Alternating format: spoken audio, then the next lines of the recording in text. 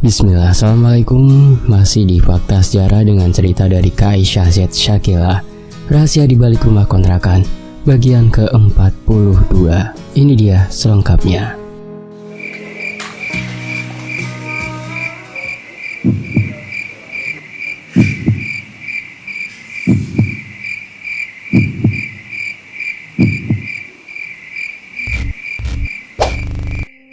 Persiapan untuk pergi ke rumah Abah Guru sudah selesai.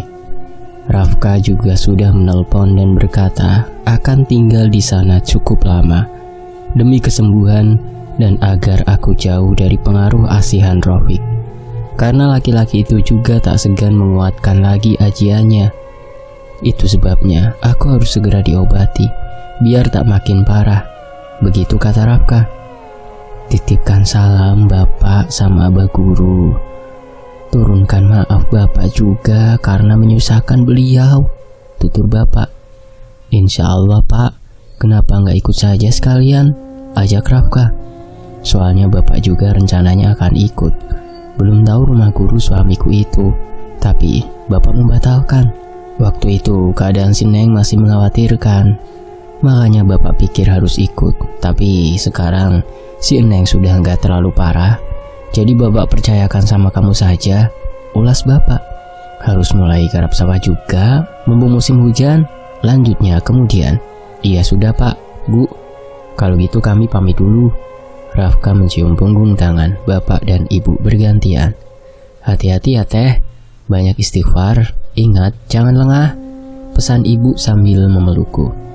Iya Bu, doakan aku baik-baik saja. Pasti. Doa Ibu sama Bapak selalu bersama kalian. Ibu mengusap jemariku. Kami pun pamit dan memulai perjalanan. Tentunya dengan membawa harapan agar aku bisa lepas dari cengkeraman dan bayang sang mantan. Belum sampai setengah jam, rasa kantuk menyerang sangat pekat. Rafka terpaksa mencari perhentian untukku istirahat. Tak biasanya aku sengantuk ini. Juga bukan kali pertama menempuh perjalanan ke sana. Tapi anehnya, kepala rasanya ikut melayang-layang. Lapar nggak? Tanya Rafka. Kami istirahat di warung pinggir jalan. Enggak, kan tadi udah makan nasi uduk. Cuma ngantuk banget. Padahal tadi bangunnya aja siang. Kalau mau tidur di sini saja, biar jaga. Rafka menepuk pahanya, menawarkan tempat. Aku berbaring di sana sambil terlentang menatap. Makan apa ya kira-kira biar enggak ngantuk? Makanya seger-seger, pedas atau dingin, biasanya bikin mata melek, saran Rafka. Aku setuju dengan sarannya, dan Rafka bertanya pada pemilik warung makanan yang dimaksud. Sayangnya tak ada. Ada juga tahu pedas yang mau? Boleh deh. Memakan tahu goreng isi pedas 2 biji. Rasanya sangat pedas dan lumayan membuat mata melebar. Aku kembali mengajaknya melanjutkan perjalanan. Tak lupa membeli minuman dingin dan beberapa es krim. Bener nih, udah gak ngantuk? Tanyanya memastikan. Coba aja kalau ngantuk lagi, ya berhentilah. Bukan apa kalau keseringan berhenti, takut kesorean, nanti hujan. Kasihan ayang basah. Gak apa-apa, hujan-hujanan bareng biar romantis. Romantis apa? Menggigil yang ada. Ih, kurang peka. Sungutku sedikit mengerling. Kalau ayang kehujanan, nanti kedinginan, terus demam. Siapa yang repot? Nggak ngerti romantisan kayak di film-film India itu loh. Apa selama ini aku kurang romantis? Ia mendekat sambil mengangkat daguku. Bibirnya makin didekatkan. Di warung ini, ulasku seraya membulatkan mata. Romantis sih boleh, tapi lihat situasi. Mancing mulu sih. Bukan ikan cetusku. Rafka tertawarnya. Ih, gemes. Rafka mencubit pipiku agak kuat. Ayo lanjut, nanti keburu hujan. Perjalanan pun dilanjutkan. Menyusur jalan yang lewat perkebunan. Kadang juga hamparan persawahan tanpa terlihat pemukiman penduduk. Punggung Rafka jadi sandaran, menikmati setiap meter lajunya motor ini. Aku baru ingat, di warung tadi membeli es krim. Jika terlalu lama dibiarkan, es krim akan mencair. Biarpun tak baik makan sambil jalan, daripada mubazir, lebih baik dimakan saja esnya. Meminta Rafka perlahankan lagi kendaraan, lalu menaikkan penutup helm yang aku gunakan. Benar saja, es itu udah sedikit meleleh. Dan ternyata makan es krim sambil berkendaraan berjalan itu tak mudah. Saat ada batu yang tak sengaja terlindas, aku ikut terhenyak dan es krim terkena hidung dan memenuhi mulut, meminta Rafka berhenti. Suamiku itu memikirkan motor. Saat menoleh, tertawa melihat wajahku yang belepotan. Ih, malah ketawa. Aku kesal. Ya habis, sayang mah malah makan es krim. Udah tahu naik motor. Daripada cair terus dibuang, mubazir. Iya, sini elap. Ih, ini di mana? Aku menepuk lengannya sambil melihat kanan kiri. Pasalnya Rafka bukan mengelap bibirku dengan kain atau sapu tangan, tapi menggunakan itunya. Peduli apa? Kita halal kok. Lagian di sini sepi, kilahnya. Tetap aja kan kendaraan banyak yang lewat. Pastilah di dalam mobil mereka lihat. Nanti mikirnya pasangan mesum. Oh gitu. Iyalah. Laki-laki kurus itu malah cengengesan. Itu karena pusat perhatian AA cuma kamu, katanya. Ih, gombal. Ia tertawa lagi, lalu mengelap wajahku dengan sapu tangan yang ia bawa. Padahal ia bawa sapu tangan. Dasar, memang sengaja. Akhirnya kami sampai di rumah Abah Guru. Biarpun perjalanan agak panjang karena sering berhenti, tapi bersyukur bisa selamat sampai tujuan. Kedatangan kami sudah ditunggu oleh Ummi. Masuk dan duduk di ruang tamu, sejenak melepaskan pegal akibat lama duduk di atas motor. Abah dan Kiai datang dari Pondok Santri Putra setelah dikabarkan kedatangan kami oleh salah seorang santrinya. Malam ini kita langsung mulai ruqyah saja. Ada banyak pasien lain juga, jadi bisa sekalian, tutur Abah Guru. Sekarang istirahat saja dulu. Kebetulan juga di rumah Umi tengah kedatangan tamu, anak cucu dan sanak saudara beliau. Rumah Umi jadinya penuh, kamar juga tak ada yang kosong. Untuk sementara kami diminta tinggal di tempat pusat ruqyah. Di sana tak ada kamar khusus, tapi tak mengapa, asal bisa kami pakai untuk istirahat. Malam pun tiba, pasien yang sudah dijadwalkan untuk datang tampak sudah mulai berdatangan, dan jumlahnya lumayan banyak. Pusat ruqyah ini terpisah dari pondok, letaknya juga agak jauh, lebih dekat dengan jalan dan pemukiman warga. Beberapa orang yang sepertinya peruqyah sudah bersiap menangani pasien masing-masing. Tiap pasien ada 2-3 orang yang meruqyah, tergantung tingkat penyakit yang diderita. Ruqyah bukan hanya untuk yang terkena gangguan gaib saja, untuk gangguan kesehatan lain pun sangat bagus. Ternyata bukan cuma ruqyah saja di tempat ini, ada totok atau bekam dan juga fasdu. Aku sudah mengenakan mukena dan ditangani langsung oleh Abah Guru serta Kiai dan Rafka. Selama proses itu berlangsung, perasaanku entah di mana terasa melayang, terus berzikir agar tak hilang kesadaran. Keringat dingin mulai bercucuran dan beberapa kali muntah. Jam 10 malam prosesnya baru selesai dan peruqyah gantian mengurus yang lain. Rafka membawaku ke sudut ruangan, memberikan minuman hangat yang sudah mereka sediakan. Tubuh rasanya kelelahan, seperti habis mengerjakan sesuatu yang berat. Lelah dan seluruh tubuh kesakitan.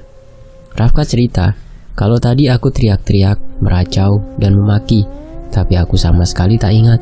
Bahkan katanya aku muntah darah. Benar saja, mukena yang aku pakai terdapat noda merah.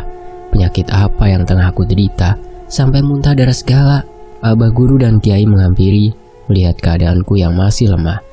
Sepertinya orang itu belum puas sama istri kamu, Rafka. Dia ingin melakukan hal yang lebih bahaya. Terang, Kiai. Seperti apa itu, Kiai? Dari muntahan darahnya tadi, ada paku kecil dan pecahan beling. Ada belatungnya juga.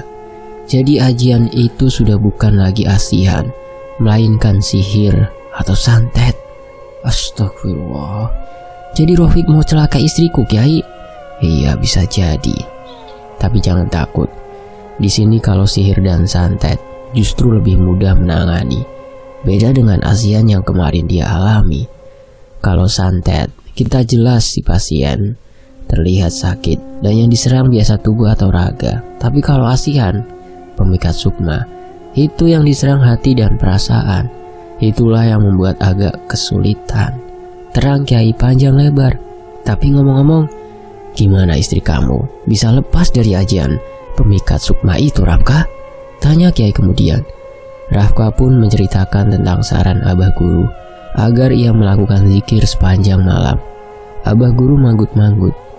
Sebenarnya jarang hasilnya secepat itu, tapi alhamdulillah kalau begitu, berarti ilmu yang terkirim ke sana cepat terserap. Malamnya tubuhku terasa tak nyaman, gelisah dan tak bisa tidur. Keringat sebesar biji jagung keluar dari tubuh dan rasanya bau.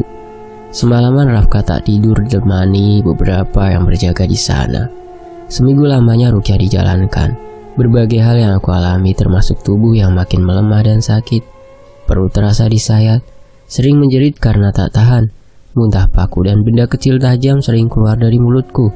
Dari tubuhku juga terasa ada benda yang bergeser dan menyakitkan. Setelah disayat dengan pisau, ternyata yang berjalan-jalan di atas punggungku itu pecahan beling.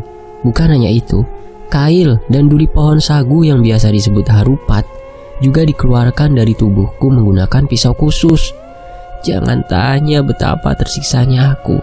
Rasa tubuh sudah tak mampu lagi menahan beban berat dan menyakitkan ini. Siang malam Rafka menangis melihat kondisiku saat ini. Jangan khawatir, kita tuntaskan malam besok. Kirim kembali sihir dan santet itu ke pengirimnya, tutur abah guru. Suami yang mana yang akan rela melihat orang terkasihnya tersiksa? Dalam setiap bacaan yang aku lantunkan, wajahnya menyeritkan kesakitan. Meremas tanganku sekuatnya, keringat tak henti mencucur. Ringis kadang pekik yang ia lontarkan, tanda ia sudah tak mampu menahan. Jika selama ini aku menjadi laki-laki yang kuat, lain lagi saat melihat dirinya yang tengah berjuang. Air matalah yang bisa aku persembahkan. Aku lemah. Sesuai ucapan abah guru, malam ini akan jadi pamungkas untuk mengakhiri segala derita istriku. 2 minggu sudah dia bergelut dengan sakitnya. Wajah cantiknya layu dan tubuh itu kian ringkih, kurus, tergerus siksaan yang sengaja laki-laki jahanam itu kirimkan. Betapa besar rasa benciku pada Rafiq makin bertambah dan menjadi-jadi ketika raga istriku mulai tak berdaya. Tiap malam tidurnya tak tenang, selalu berkeringat dan mengatakan tubuhnya sangat panas. Malam ini jangan tidur, kita gempur ramai-ramai, semua santri kita kerahkan, tutur kiai mengabarkan. Kebetulan juga malam ini jadwal libur menerima pasien. Beliau meminta kami bersiap. Selesai sholat isya, aku membopong Ica ke ruangan khusus untuk ruqyah, menutup tubuhnya dengan mukena yang biasa dipakai di sana. Tangan itu lemah, bergelayut di lenganku. Tatapannya kuyu, berkedip sangat lambat. Sabar sayang, kamu harus kuat, bisikku di telinganya.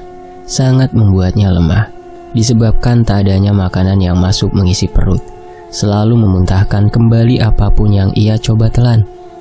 Aku menggenggam 2 tangannya, menciumi penuh kasih agar ia tetap kuat. Kalau aku pergi, apa akan redo? Ucapnya. Suaranya nyaris tak terdengar, tapi telingaku menangkap kata-kata putus asa dalam setiap kata. Pergi kemana? Apa yang Ayang omongin? Jangan ngomong gitu. Cuma mau lihat istri sehat lagi. Ayang harus kuat. Sakit gak kuat. Ica menggeleng lemah dengan derai air mata yang terus menitik, membasahi kain putih penutup tubuhnya. Enggak boleh, Ayang gak boleh nyerah. Harus kuat, demi demi ibu sama bapak, demi cinta kita. Aku tergugu dan tak mampu menahan serangan sesak yang merasuk dada. Bisa cari pengganti yang lebih baik kalau aku gak ada. Suaranya serak dan pelan, tapi berusaha bicara. Shh, enggak, jangan ngomong lagi. Sakit dengernya. Percaya sama kita pasti bisa lewati ini sama-sama. Yakin sayang, kuat. Genggaman jemarinya makin kueratkan. Kata-katanya itu berhasil meremukkan hati yang mulai dilanda gelisah. Bimbang jika ucapnya menjadi nyata. Apa jadinya aku tanpa dirinya? Ica yang berbaring di bangkuan, kurungku dalam pelukan, mengucapkan kalimat indah menenangkan jiwa. Sholawat salam kulantunkan di telinga istri tercinta, mengharap hadirnya kekuatan dalam jiwanya yang mulai hampa karena usikan syaitan kiriman. Abah guru, kiai dan para santri, juga petugas ruqyah sudah mulai memasuki ruangan ini. Luasnya ruangan hampir padat dipenuhi. Aku pamit mengambil air wudhu, membaringkan Ica di ruangan itu. Memulai dengan sholawat, disusul bertawasul, lalu melanjutkan membaca ayat-ayat yang sudah biasa kami lantunkan. Ramai dengan suara yang menggema oleh orang-orang yang memadati ruangan. Tubuh istriku yang semula lemah terlihat mulai bergerak. Suara lirih dan rintih terdengar dari bibirnya yang pucat. Gerak tubuhnya makin cepat hingga ia bangkit duduk dan menjerit-jerit. Ia bangun dan mencari jalan untuk berlari, tapi dihadang ramai-ramai. Tangannya dipegang. "Ampun, lepaskan!" Ica menjerit dengan wajah garang. "Aku tahu kau itu jin kiriman. Kalau kau merasa tersiksa ada di tubuh itu, keluarlah." "Aku akan keluar kalau tubuh ini mati." Tawa menggema dengan sorot mata yang tajam. "Kau saja yang akan aku antar pada tuanmu." Jin yang ada di tubuh Ica tampak makin meracau dengan kata-kata kasar dan umpatan, mengancam akan membinasakan tubuh istriku itu. Para santri memegangi tangan Ica yang selalu berusaha lepas, mengunci agar minim pergerakan. Bibirku tak lekang dari bacaan. Meski hati tak kuat melihatnya tersiksa, tapi aku harus kuat. Abah guru mengisyaratkan pada salah satu santri untuk mengambil sesuatu. Yang diperintah sudah tak lagi bertanya karena tahu apa yang dimaksud. Benda kotak panjang diserahkan pada laki-laki berjubah putih itu, dan beliau melirik padaku. Sudah diberitahukan tentang ini. Cambuk yang pernah digunakan untuk menolong Bik Nenah akan digunakan untuk istriku juga. Waktu-waktu yang lalu beliau menyarankan, tapi aku belum rela melihat Ica kesakitan lebih parah. Kali ini tak bisa lagi dielakkan dan tak ada pilihan lain. Cambuk itu akan singgah di tubuh kecil istriku. Abah guru mulai meraih benda itu. Bacaan yang lantang ia ucapkan disertai sahutan dari para santri, memberi ancaman pada makhluk yang menguasai tubuh Ica. Suara pecutan cambuk sudah dikibaskan ke udara, menimbulkan suara seperti angin berhembus kencang. Ragaku lemah, mata tak sanggup melihat istri terkasih tersiksa. Langkahku mundur dan berpaling, menyalurkan bacaan dari belakang tanpa sanggup melihat wajahnya. Cambukan ke tubuh Ica terdengar jelas, disertai pekikan dan raungan memohon pengampunan.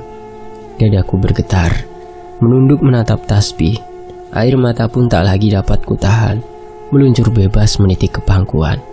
1 kali, 2 kali, aku masih sanggup mendengar suara cambukan dan teriakannya, biarpun tanpa mampu melihat. Tapi untuk sekian kalinya, aku keluar ruangan, tak tahan lagi. Salah seorang pengasuh para santri menghampiri. Ia menemaniku duduk di luar. "Teruskan zikir," pesannya seraya duduk di samping menemani. Mengusap pipi yang dari tadi dialiri air mata, nafas berhembus lemah. Harapanku sangat luas untuk selalu bersamanya, merajut kasih dalam rumah tangga, menghadapi suka duka bersama. Jika bisa, hingga ke hari tua dan raga terpisah dari nyawa diambil pemiliknya. "Kuat, Cak, kuat sayang." Aku tergugul lagi. Suara tangis pun tak mampu ditahan, keluar bersama lantunan ayat suci mendoakan keselamatannya. Lama terpekur, masih dapat mendengar jeritan dan cambukan sampai suara itu hilang. Ragaku pun ikut melemah, membayangkan apa dia kuat menghadapi hal itu, hingga seseorang terasa menepuk pundak. Aku menoleh. Seorang santri mengisyaratkan agar aku masuk. Tanpa 2 kali perintah, aku bangkit dan mengusap air mata, menerobos ke dalam kumpulan para peruqyah. Abah guru memintaku agar menundukkan Ica. Dadanya sedikit dibungkukkan dengan lenganku jadi penahan. Lehernya ku urut atas perintah kiai. Ica muntah lagi, mengeluarkan sisa-sisa barang kiriman yang masih bersarang di tubuhnya. "Sudah selesai. Pergilah ke pemilik kalian. Jangan pernah mengganggu lagi." Suara abah guru bergetar. Beliau mendekat dan duduk menghadap Ica. Tangannya diletakkan tepat di puncak kepala istriku. "Allahumma inni wa'idzuha bismikal azimi wa biwajhikal karimi wa bisultanikal qadimi minasyaitonir rajim wa min syarri ma khalaqta." Kiai turut menambahkan dengan akhir kalimat penutup. Ica tak lagi berontak, nafasnya tersengal, matanya terbuka dan menatap lemah. "Sudah, Yang, sudah selesai. Maafkan AA, sayang." Aku menangis lagi sambil memeluk. Selama beberapa lama tadi, tak mampu menyaksikan dirinya yang kesakitan. Para santri dan semua yang hadir menutup dengan kalimat Al-Fatihah. Semoga ini akhir dari kejahatan Rafiq. Aku tak sanggup melihat Ica menderita lebih lama. Kita lanjutkan sampai pagi. menutup celah dan menutup jalan kiriman untuk istri kamu di kemudian hari, tutur Kiai. Zikir dan bacaan ayat-ayat suci terus dilantunkan hingga menjelang subuh. Selama itu pula, Ica tak lepas dari pelukanku. Tarikan nafasnya yang teratur membuatku tenang. Ia tidur setelah lelah dan mungkin sakit sekujur tubuh. Menjelang subuh, para santri dan yang lain mulai undur satu persatu, pamit untuk melaksanakan sholat berjamaah subuh. Perlahan ruangan ini mulai kosong. Sebelum beranjak, Kiai memintaku membawa Ica ke rumah Umi. Singkat cerita, selama 2 hari Ica masih belum bisa beraktivitas seperti biasa. Tapi wajahnya kini sedikit bercahaya. Jangan pulang dulu, Neng. Kalau belum sehat benar, tinggal di sini temani Umi, ulas Umi seraya tersenyum. Aku tak pernah menjauhinya, selalu mendampingi. Iya Umi, maaf banyak merepotkan, saut Ica yang tengah duduk selonjor di ruang belakang. Aku juga gak enak sama tamu-tamunya Umi. Rumah ini masih banyak tamu, saudara dan anak-anak Umi belum pulang. Tampaknya mereka berlibur cukup lama. Jangan sungkan, mereka juga ikut prihatin lihat keadaan kamu. Mereka juga sengaja datang ke sini buat obatin salah satu saudara yang sakit sudah agak lama. Sudah segala ikhtiar ia lakukan, termasuk medis, tapi tidak ada hasil. Makanya dibawa ke sini. Yang bareng kamu di Ruqyah waktu itu, memangnya sakit apa Umi? Tanyaku menyela. Hasil pemeriksaan medis katanya nggak ada apa-apanya. Tapi kalau seluruh badannya sudah sakit itu, dia sampai nangis-nangis nggak kuat. Sama anak Umi diajak ke sini. Sekarang katanya udah lumayan enakan, alhamdulillah. Tapi belum mau pulang, pengen bener-bener tuntas katanya. Terang Umi menjelaskan. Memang hal sebegini banyak dialami orang-orang di luar sana. Perkara yang menurut sebagian orang mustahil dan di luar logika. Sama sepertiku dulu. Sebelum tahu adanya pernikahan tak lazim yang menimpa, aku sendiri dulu tak percaya hal itu. Setelah mengalaminya sendiri, barulah percaya. Itu benar adanya dan begitu nyata. Percaya makhluk gaib itu ada termasuk jin dan syaitan yang mengganggu manusia, terutama jin piaraan dukun yang bertuan. Mereka biasanya menjadi suruhan untuk mencelakai korban yang sudah ditargetkan atas perintah sang dukun. Rafka, di sini kan berisik, ramai orang, gak ada kamar kosong juga. Kalau kamu gak keberatan, bisa tinggal di saung sana. Ada tempat yang biasa dipakai tawasul. Kadang ada beberapa santri yang menginap juga, tutur Abah Guru menyarankan. Tempat yang dekat bukit itu bukan, Bah? Tanyaku. Pernah juga aku ke sana. Biasanya para santri jika ingin fokus menghafal atau ada niat puasa, mereka akan nginep di sana karena tempatnya lebih tenang. Iya, di sana. Besok kita bawa istrimu kamu ke sana. Untuk ketenangan sangat cocok. Insya Allah, Bah, besok kami ke sana. Aku pun mengajak Ica ke tempat yang direkomendasikan oleh Abah Guru. Tempat para santri menyepi dan khusyuk menghafal. Dulunya memang sering digunakan untuk tawasulan atau ada acara tertentu para tamu-tamu yang sengaja menginap. Mereka akan tinggal di sana karena tempatnya yang cukup nyaman. Ada beberapa saung dari bambu dengan atap yang dibuat dari ilalang yang sengaja dikeringkan. Kawasan sekitar hutan dan kebun kopi milik warga yang letaknya beberapa ratus meter dari tempat itu. Ternyata saat ini ada juga beberapa santri di sana, tengah rutin puasa dan menghafal. Ada sekitar 4 saung di sini. Aku sengaja mengambil saung yang paling kecil dan letaknya paling ujung, agar tak mengganggu aktivitas para santri. Tak ada kamar, hanya ruangan persegi dan sekat dengan kain kelambu, berada paling ujung sebagai penutup atau tempat tidur. Tersedia karpet dan tapi tak ada bantal. Sedangkan untuk selimut, Umi sudah membekali kami dari rumahnya. Gak apa-apa, kan titirahnya di sini, tanyaku. Pastinya kurang nyaman. Tak ada kasur atau bantal empuk. Gak masalah, sautnya sambil mendekat. Aku minta maaf, A, nyusahin terus dari awal kita ketemu. Lanjutnya, sambil memeluk pinggangku dan kepalanya bersandar di dada. Kenapa harus minta maaf? Itu sudah jadi tugas AA buat lindungi Ayang. AA gak ngerasa susah, malah susah hati lihat istri AA sakit. Terima kasih, A. Terima kasih banyak-banyak sudah sabar dan tetap bertahan. AA juga terima kasih karena Ayang bertahan sampai saat ini. Aku mikirnya gak bakal ketemu AA lagi. Rasanya itu kayak udah gak di tubuh sendiri, kayak melayang jauh. Lirihnya semakin erat memeluk. Sudah, jangan bahas yang sedih-sedih. Yang penting sekarang bidadari AA sudah kembali. Mau Ayang bahagia dan kembali sehat? Ulasku seraya mengangkat wajahnya. Iya, obati lagi lukanya. Ica mengangguk dan masuk ke dalam kelambu warna merah jambu yang terpasang di ruangan ini. Pakaian bagian atas ia tanggalkan, menambahkan bekas cambukan di beberapa bagian tubuhnya yang putih. Tiap melihat itu, hatiku teriris lagi. Salep yang dibeli dari apotik atas saran abah guru mulai kuoles, lembut dan pelan. Sakit nggak, Yang? Tanyaku meraba luka itu, menyusuri setiap panjangnya. Enggak, pada lukanya panjang-panjang gini. Pas itu cambuk kena tubuh, gimana rasanya? Gak kerasa apa-apa, gak sadar malah. Cuma pas selesai aja badan rasanya remuk, jawabnya. Pastilah, Ayang ingat Bi Nena kan dulu, sama kayak gitu Ayang juga. Ica terdiam, memeluk lutut. Aku mengecup punggungnya beberapa kali, membuat Ica mengerilya sambil tertawa menahan geli. Aku membalik tubuhnya agar menghadap. Ica yang hendak mengenakan lagi pakaiannya, aku hentikan. Mau obati? Kan udah, jawab Ica sambil menatap. Karena cuma salep sudah koles tadi. Diobati dengan cinta dan kasih sayang juga kerinduan. Dia tersenyum. Nakal ya. Tapi kalau masih sakit gak apa-apa. Gak usah, lain kali sa. Ica membekap mulutku. Ia makin mendekat, melerai tangan dari bibirku. Tangan miliknya dilingkarkan di leherku. Aku juga kangen, bisiknya malu-malu. Kangen siapa? Usilku. Kangen Rafka lah. Kangen apanya? Tatapanku semakin dalam. Ia hendak melepas lingkaran tangan dari leherku, tapi kutahan dengan menarik pinggangnya hingga tak berjarak.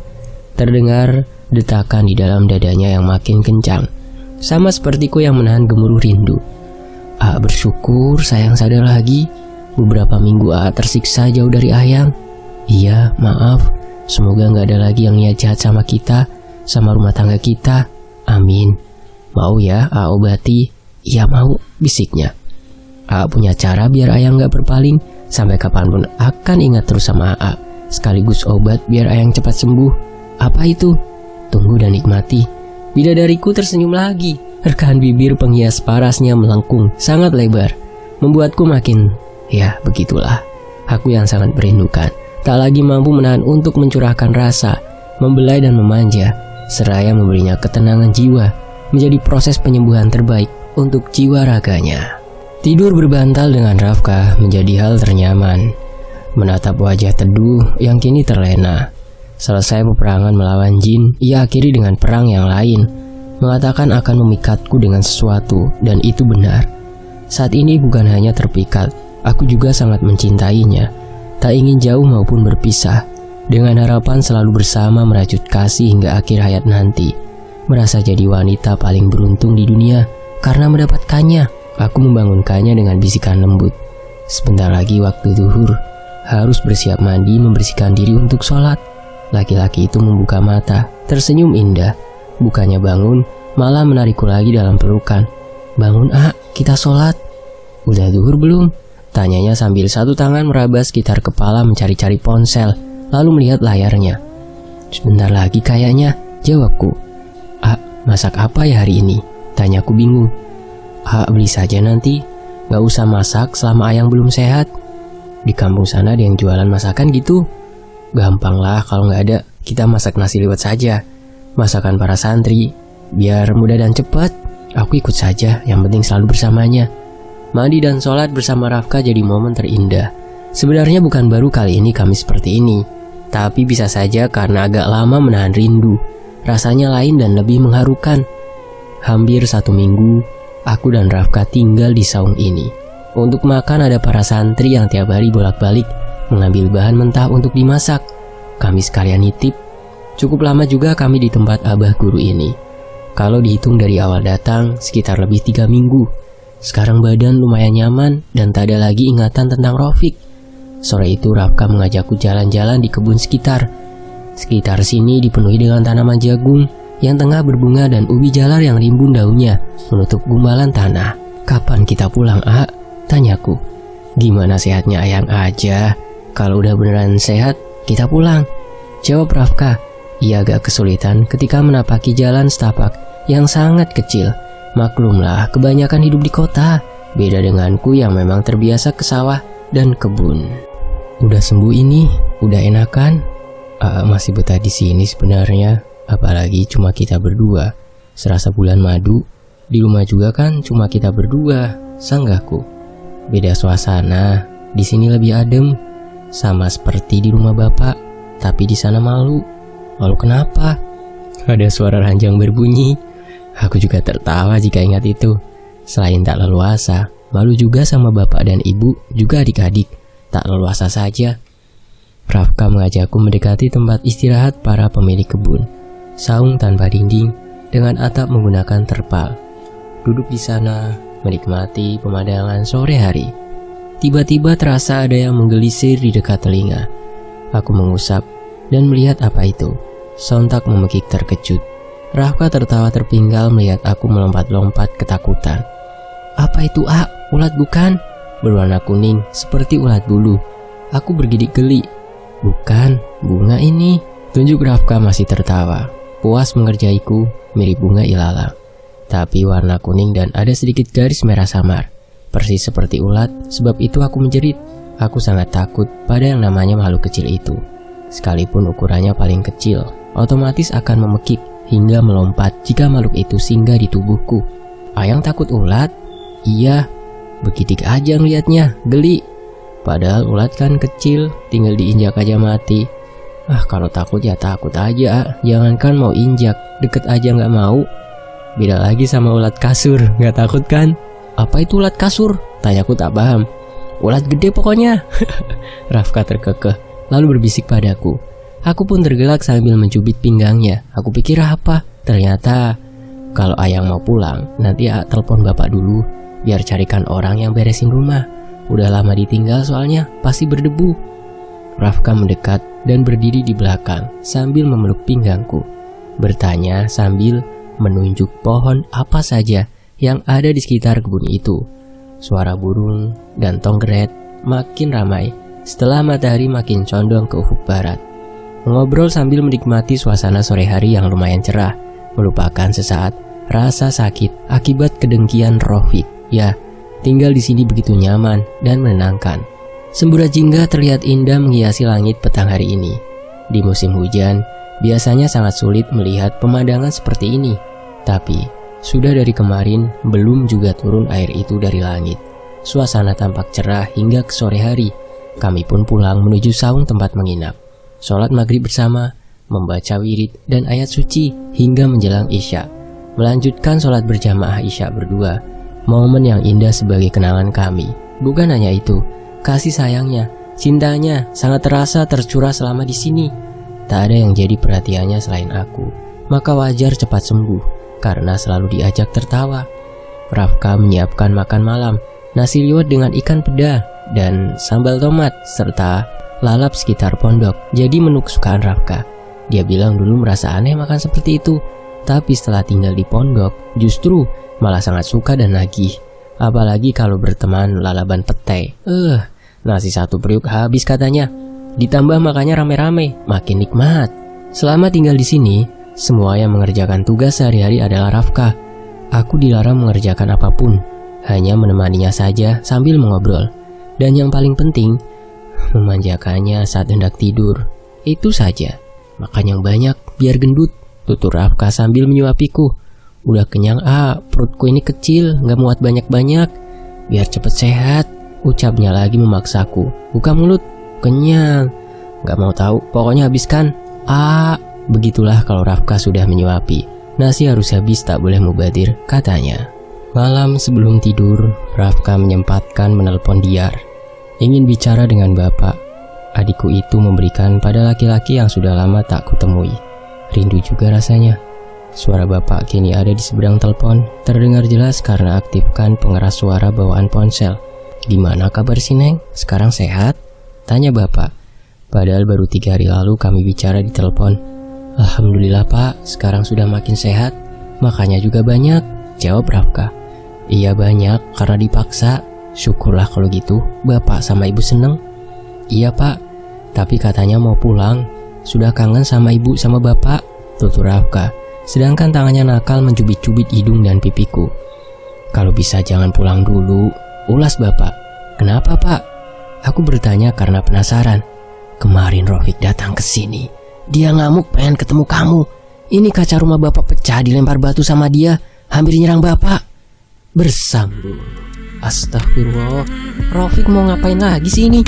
Nantikan kelanjutannya hanya di Fakta Sejarah. Saya pamit. Wassalamualaikum warahmatullahi wabarakatuh. Alhamdulillah.